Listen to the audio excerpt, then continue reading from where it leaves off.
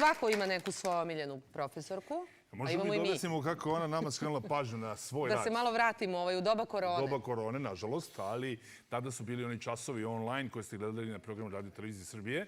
I ja mislim da je ona danas završavala svaki put. Danas čas za vas držala Danijela Kvas. Rimuje se.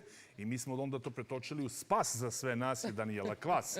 Jer jednostavno morate ostati po nečemu upečatljivi u poslu kojim god se bavite. Da vas neko zapamti, to je po dobrom radu, po dobrom znanju, po ponašanju, ali i po tome da budete upečatljivi barem u nekom segmentu svog posla.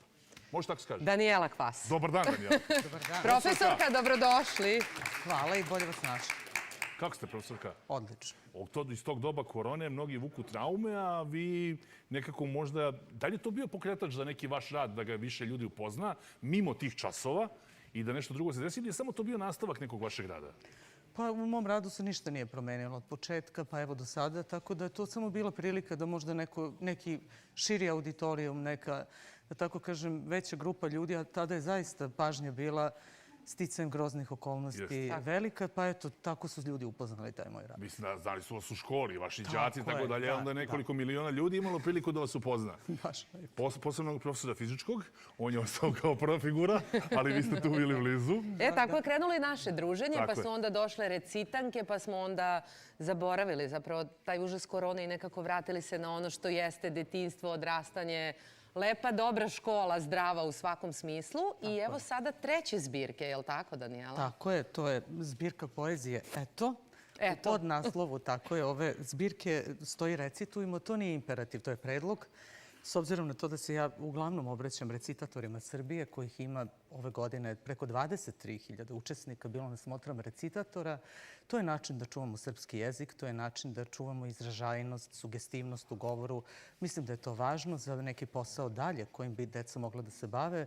I neretko su naši poznati glumci bili pre svega dobri recitatori. Vi znate i da je to bio Vojin Ćetković i Lutkić i Sergij Trifunović i Uroš Jovčić i naš Miki Damjanović, tako je. Tako da onda, eto, to je bila pre svega prilika da pokažu koliko divno govore, a onda i među voditeljima ima baš dosta bivših recitatora. Tako da, eto, ja se ovim svojim stvaralaštvom naravno ne obraćam samo recitatorima, već uopšte deci.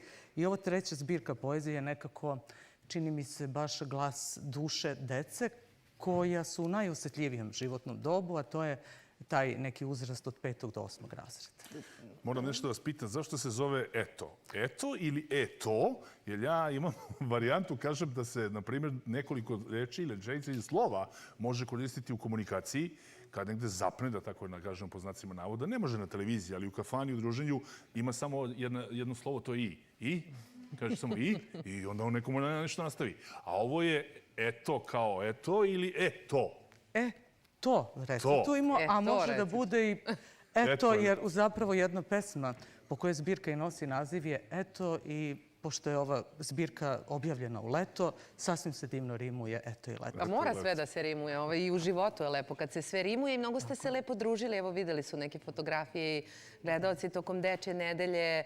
Gde ste sve bili? Gde ste se sve družili sa našom pametnom i bistrovnom deticom? Pa mi se nismo videli neko duže vreme, a za to vreme bilo je divnih festivala širom Srbije, pa Dani Danila Lazovića u Priboju, pa Dani Matićevi u Ćupriji, pa Međunarodni festival humora za decu u Lazarevcu, pa sad ću sigurno izostaviti Zmajeve dečje igre u Novom Sadu. To su najvažniji festivali koji zapravo okupljaju veliki broj dečjih pisaca i te talentovane dece. To su naša divna druženja. A osim toga, zaživjela je jedna divna radionica Prsti koja za prevenciju ima vršnjačko nasilje i biblioteke i ustanove kulture širom Srbije su prepoznale potrebu za tako nekakvim druženjem, da govorimo o tome, da ne spomenemo ni jednom tu reč, ali da naučimo da prihvatamo da smo različiti, nesavršeni i da se međusobno volimo i poštujemo. Eto, uvek se lepo prevedemo kad nam dođete i mnogo vam hvala i čestitamo naravno na još jednoj zbirci. I družit ćemo se mi sigurno. Slažem se, ja se uvek radujem druženju. Tako je. I jednom da pročitate neki stih, pa možda iz Eto. Evo da, baš. A može? Ajde za kraj. Da. Evo ja ću zapravo samo kraj te pesme, pa ću zainteresovati neke. Stajao je sa njom na hodniku škole posle 3. časa, smejali su se bučno. Izgledalo je kao da se vole. Pokazivala mu je neki zapis i nešto važno, objašnjavala stručno. pametna je i lepa, kao kad se udruže proleće i leto. Zato vas molim da ih ukinete zarad Mira Leptira. Eto. Hvala. Hvala puno.